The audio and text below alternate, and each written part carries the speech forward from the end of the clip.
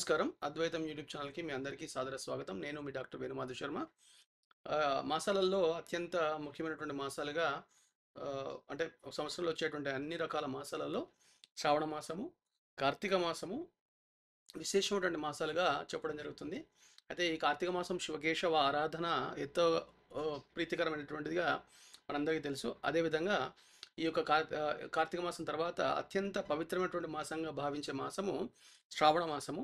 ఈ శ్రావణ మాసమైనటువంటి అంటే లక్ష్మీప్రదమైనటువంటి శ్రావణ మాసం గురించి ఇప్పుడు దాని విశిష్టత గురించి ఈ నెలలో వచ్చేటువంటి పండుగ గురించి కొంచెం వివరంగా తెలుసుకుందాము.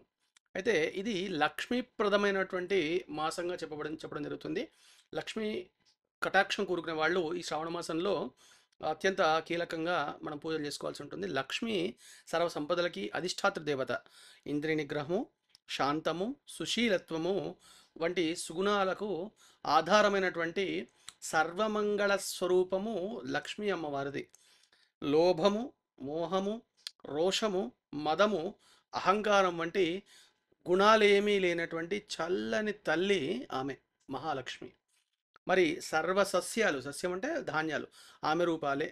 మరి ఆ యొక్క తల్లి వైకుంఠంలో మహాలక్ష్మి రూపంలో, స్వర్గంలో స్వర్గలక్ష్మి రూపంలో, రాజ్యంలో రాజ్యలక్ష్మి రూపంలో, అదే ఇళ్లల్లో అంటే గృహాలలో గృహలక్ష్మి అంటూ సర్వ ప్రాణాలలో ఉండేటువంటి ద్రవ్యాలలో మనోహరమైనటువంటి శోభాలక్ష్మి రూపమే ఆ తల్లి.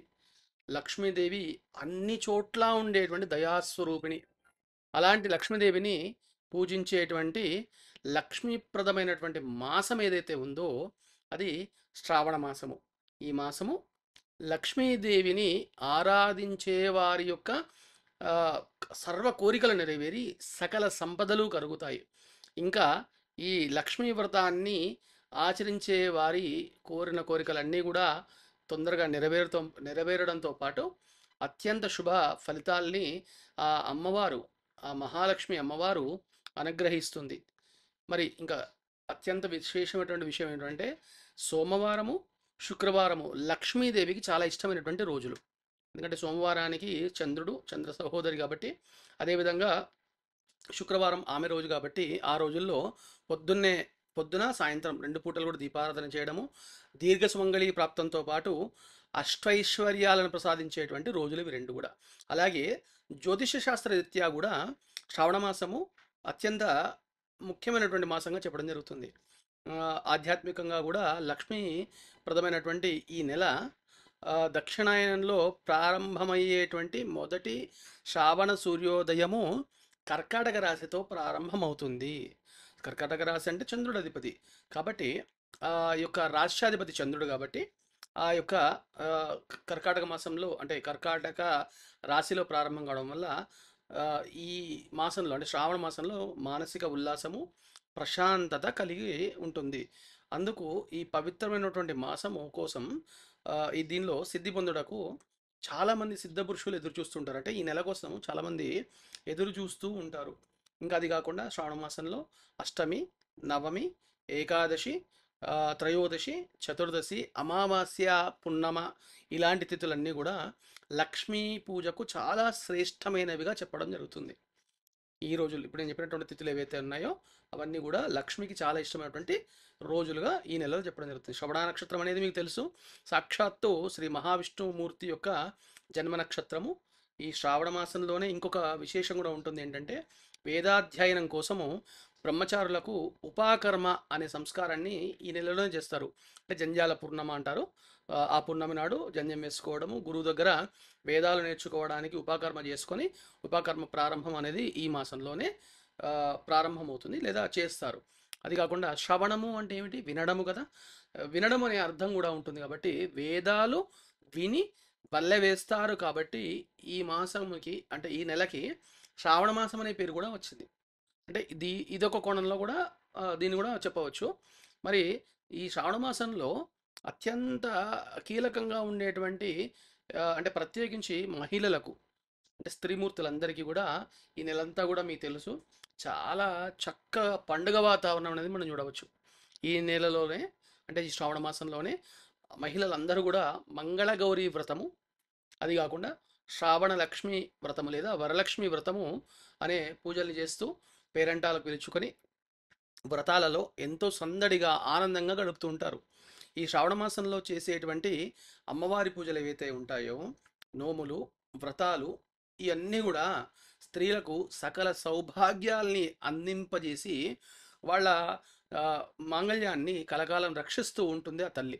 ఈ నెలలో స్త్రీలందరూ కూడా మీకు తెలుసు చక్కగా పట్టు చీరలు కట్టుకొని పసుపు కుంకుమలు నా- ధరించి తలలో పువ్వులు చేతి నిండా గాజులతో పేరెంటాళ్ళకి వెళ్ళి, అంటే పేరెంటం అంటే సాయంత్రం పసుబొట్టు అంటుంటారు తెలంగాణలో, వెళ్ళి వస్తూ ఎంతో శోభాయమానంగా సాక్షాత్తు మహాలక్ష్మి స్వరూపాలుగా దర్శనమిస్తుంటారు.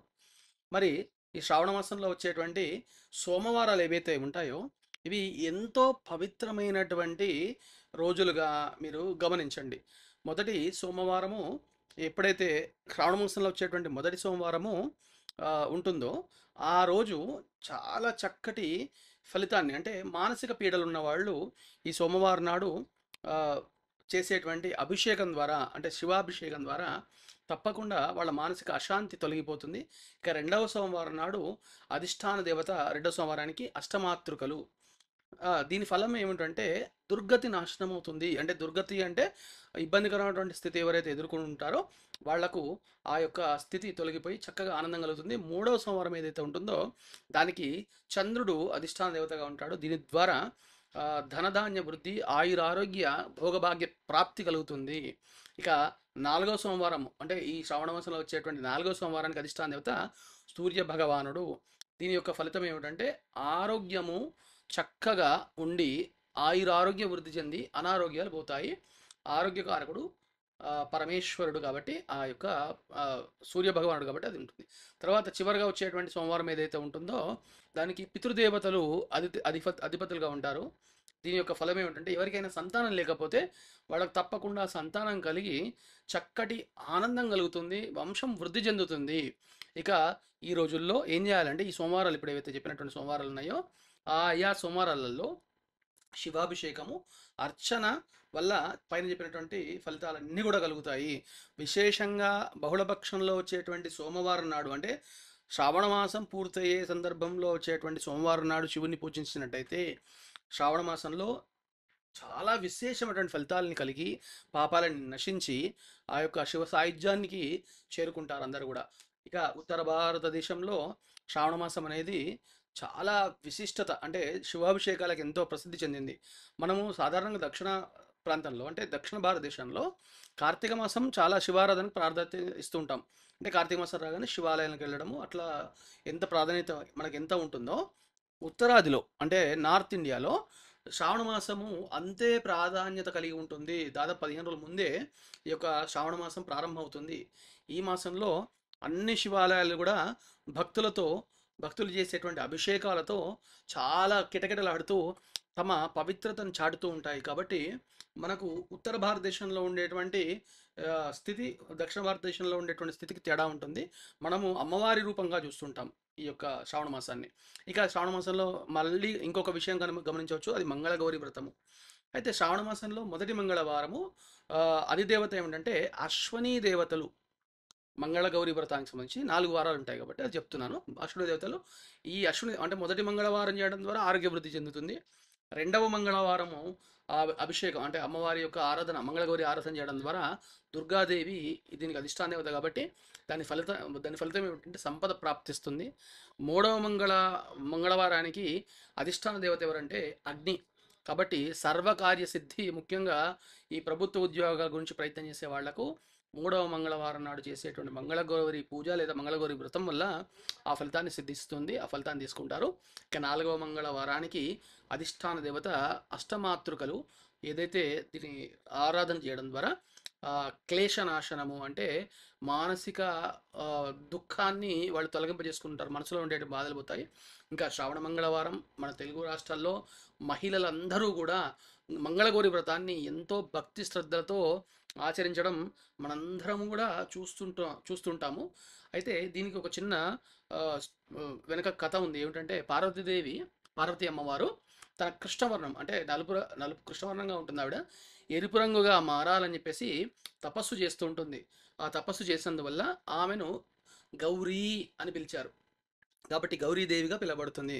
అందువల్ల శ్రావణ మాసంలో వచ్చేటువంటి అన్ని మంగళవారాలు కూడా ఆ సాక్షాత్తు పార్వతీ స్వరూపంగా ఉండేటువంటి గౌరీదేవిని కొలుస్తూ మంగళగౌరీ వ్రతాన్ని చేసుకోవడం వల్ల సకల సౌభాగ్యాలు కలిగి మళ్ళీ సుఖశాంతులు కలిగి మానసిక అశాంతి తొలగిపోయి ఎంతో ఆనందం కలుగుతుంది. దీనిలో సందేహమే లేదండి.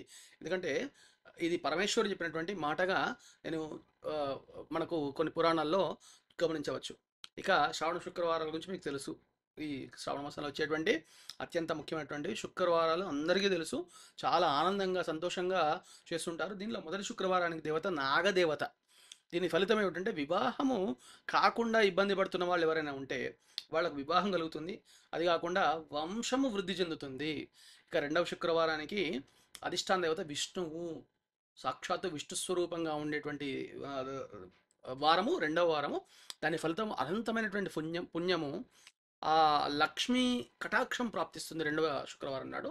ఇక మూడవ శుక్రవారం అంటే బహుళపక్షంలో వచ్చే అవకాశం ఉంటుంది. కాబట్టి దానికి అధిష్టాన దేవత ఏమిటంటే పుష్పదంతుడు అని ఉంటాడు. పుష్పదంతుడు దీని యొక్క ఫలితం ఏమిటంటే కష్టాలు తొలగిపోవడం కానివ్వండి, సకల విఘ్నాలన్నీ కూడా తొలగిపోయి వాళ్ళ కార్యం అనేది తొందరగా సిద్ధించే అవకాశం ఉంటుంది. ఇక నాలుగవ శుక్రవారం ఏమిటంటే నాలుగు శుక్రవారానికి అధిష్టాన దేవత కుబేరుడు. కుబేరుడు కాబట్టి ఆ కుబేరుడు యొక్క ఫలితం మీకు తెలుసు. కుబేరుడు ధనానికి అధిష్టాన దేవత. దీనివల్ల ఐశ్వర్యం ప్రాప్తిస్తుంది. ముఖ్యంగా ఈ స్త్రీలు ఎవరైతే ఉంటారో వాళ్ళు 4 వారాలు కూడా అంటే ఈ యొక్క శ్రావణ మాసంలో వచ్చేటువంటి శుక్రవారాలన్నిటి కూడా త్రిశక్తి స్వరూపిణి అయినటువంటి అమ్మవారిని ఆరాధించినట్టయితే అన్ని రకాల ఆ, దుఃఖాలన్నీ తొలగింపజేసుకొని వాళ్ళ కుటుంబము సుఖశాంతులతో వర్ధిల్లుతుంది. ఇంకా శ్రావణ శుక్రవారం అనేది శ్రీ మహాలక్ష్మిని వరలక్ష్మీదేవి రూపంలో కొలచి వరలక్ష్మీదేవి వ్రతాన్ని చేసుకుంటారు. ఇప్పుడు వచ్చేటువంటి శ్రావణ శుద్ధ ద్వాదశి తేదీ ఏమిటంటే వచ్చేటువంటి 8వ తారీఖు నాడు అంటే ఆగస్టు 8, 2025 నాడు వరలక్ష్మి వ్రతము చేస్తుంటారు. ఇది శ్రావణ మాసంలో వచ్చేటువంటి పున్నమికి ముందు వచ్చే శుక్రవారం నాడు జరుపుకోవడం ఆనవాయితీ. అది మీకు తెలుసు.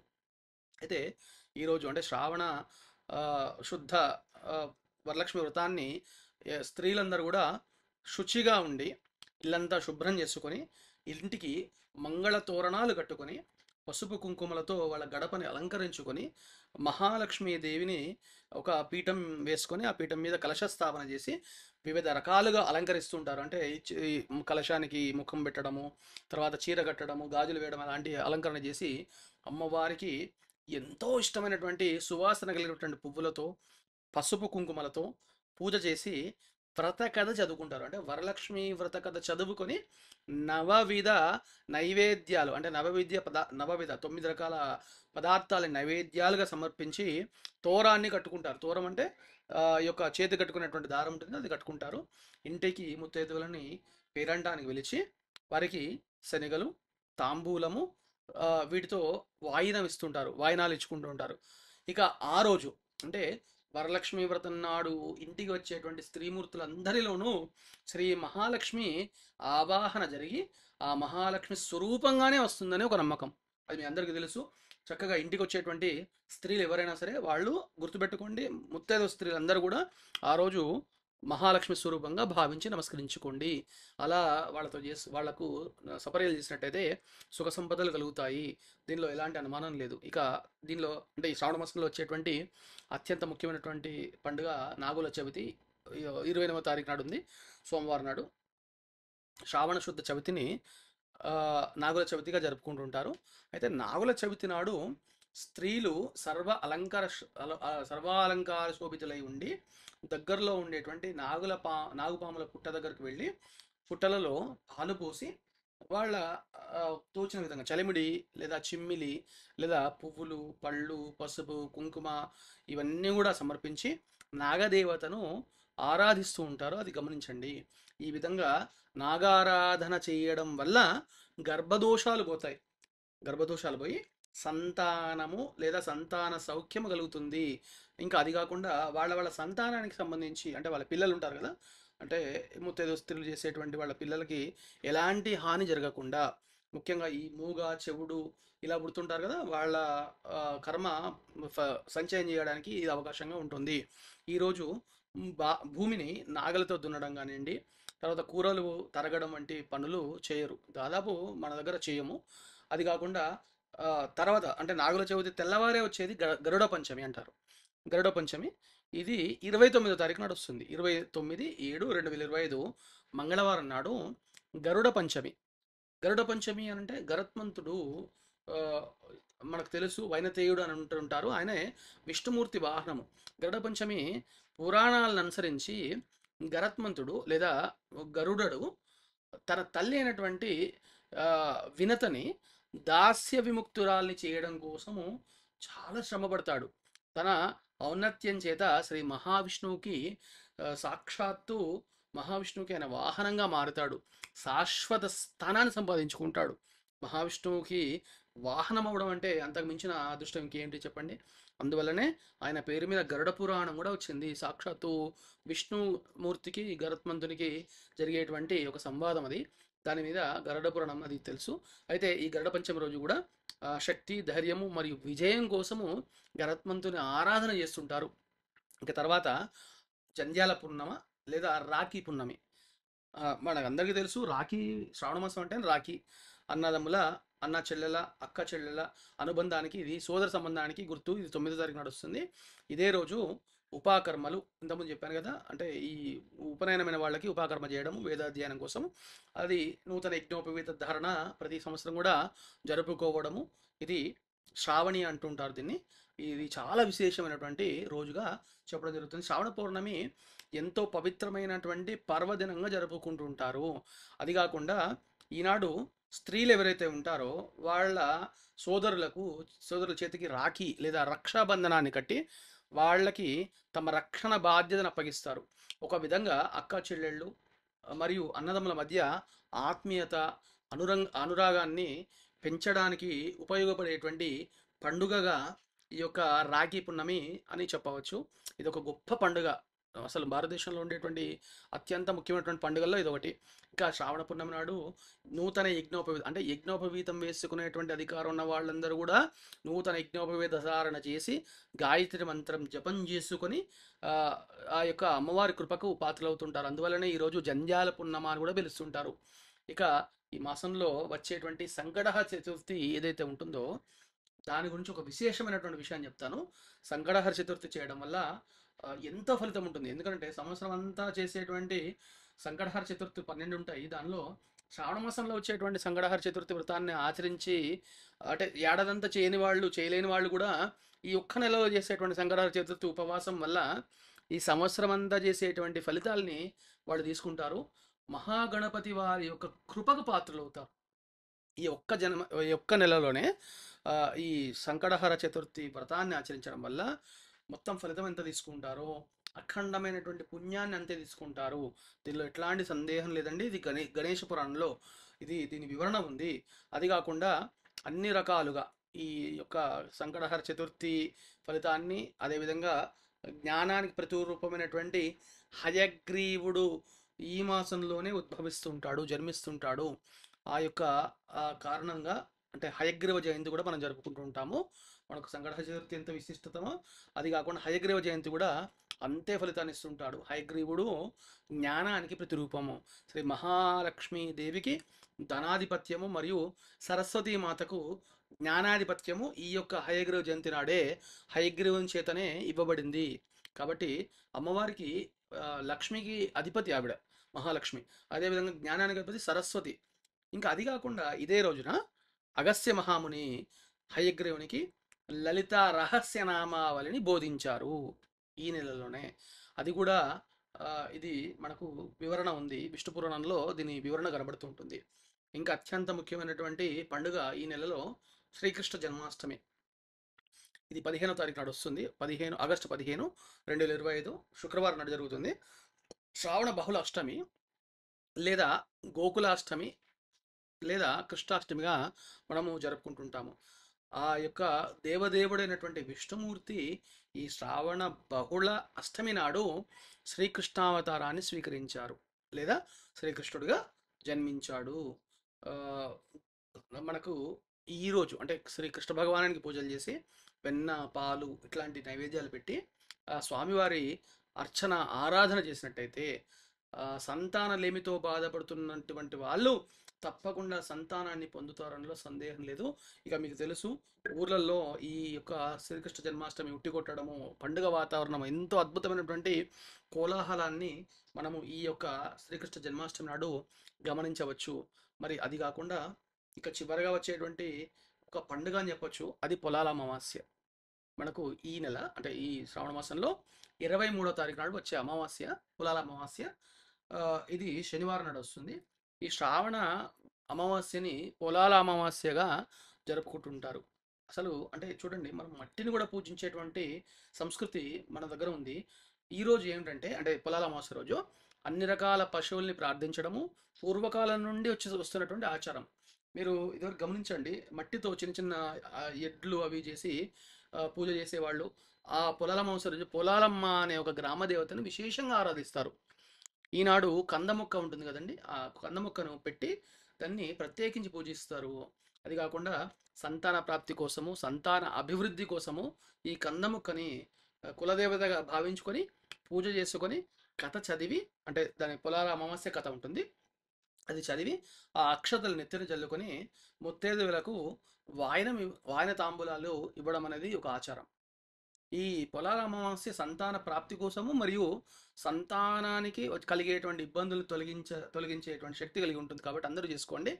ఇంతటి విశిష్టత, పవిత్రత, ఫలప్రదమైనటువంటి శ్రావణ మాసాన్ని మీరందరూ కూడా ఎంతో భక్తి శ్రద్ధలతో ఆచరించుకొని ఆ యొక్క శ్రావణ మాసంలో వచ్చేటువంటి సత్ఫలితాలని పొంది అందరూ, అన్ని కుటుంబాలు కూడా సుఖశాంతులతో, సౌభాగ్యాలతో ఆనందంగా గడపాలని చెప్పేసి కోరుకుంటున్నాను. నేను మీ డాక్టర్ వేణుమాధవ్ శర్మ. ఇంకా ఇలాంటి వీడియోల కోసం చూస్తూనే ఉండండి అద్వైతం యూట్యూబ్ ఛానల్. నమస్కారం.